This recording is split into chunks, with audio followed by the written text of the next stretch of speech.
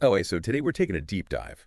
Mm, We're going to kind of get into a blog post okay. called, let me see if I can even say this, Les voies du Bumuntu entre l'esprit critique et l'ouverture d'esprit. Oh, wow. Yeah, so we're going It's to, with a mouthful. it is. But basically it explores, this whole concept of Bumuntu, which is a Congo wisdom tradition. Yeah, I love this concept of Ubuntu. It's like Yeah. it's really about recognizing our shared humanity, and how everything's kind of interconnected. Hmm.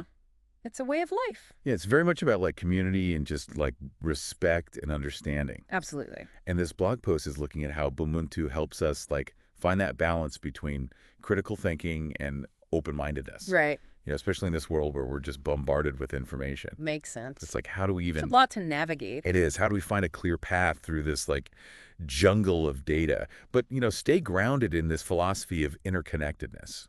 Yeah, for sure. I think, what the author was getting at in this post is that Bumuntu really stresses critical thinking. Okay. And they talk about asking questions, Right. digging deeper, going beneath the surface, getting to the core of things. So it's not just taking things at face value. Exactly. It's about really thinking about them critically. Yeah. It's like, we have to be so mindful of what we take in. It's like we're consuming information. Right. And so the author actually uses this food analogy. Oh, really? Yeah, they talk about how, just like we're careful about what we eat, Yeah. we should be just as discerning about the information we consume. Like, should we be looking for the organic, locally sourced information? Huh.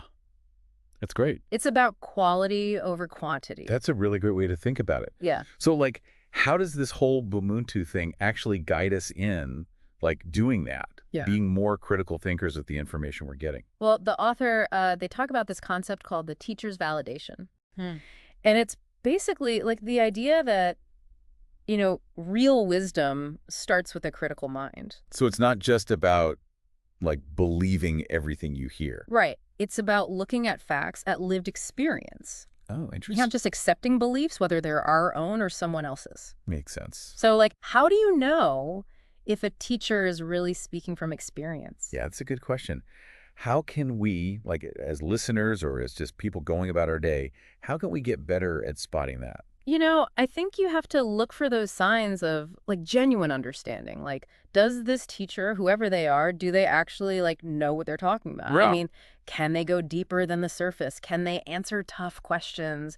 Can they give you, like, real-world examples? They have to be able to back it up. Exactly. Those are the things that point towards, like, real wisdom. So we kind of have to become, like, information detectives. That's a great way to put it. It's not just about the words, right?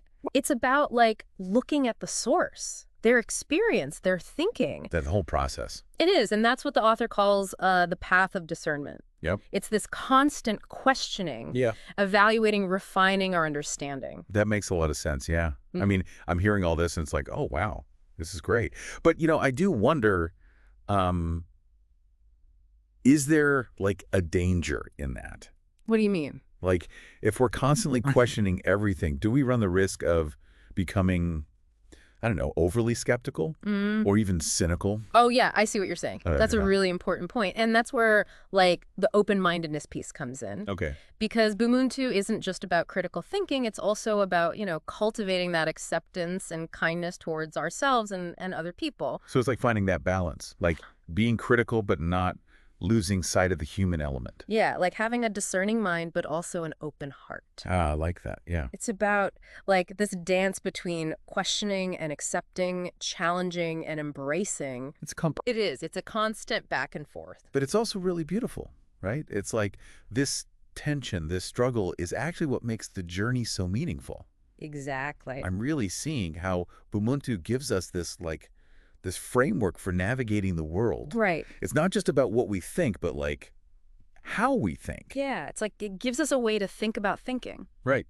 And the author believes that, anyone can find their own truth through this journey, right? Absolutely. So it's like Bumuntu helps us be better thinkers without losing that sense of empathy, that connection. Yeah. It's like we're refining our own internal compass. It is. Wow, this has been really eye-opening. So, for everyone listening, think about it. Hmm. How would balancing your critical thinking with open-mindedness change how you learn, how you interact with the world. It's something to think about. Thanks for joining us for this deep dive into Bumuntu. It's been a great conversation. My pleasure. And until next time. See you then. Bye. Bye.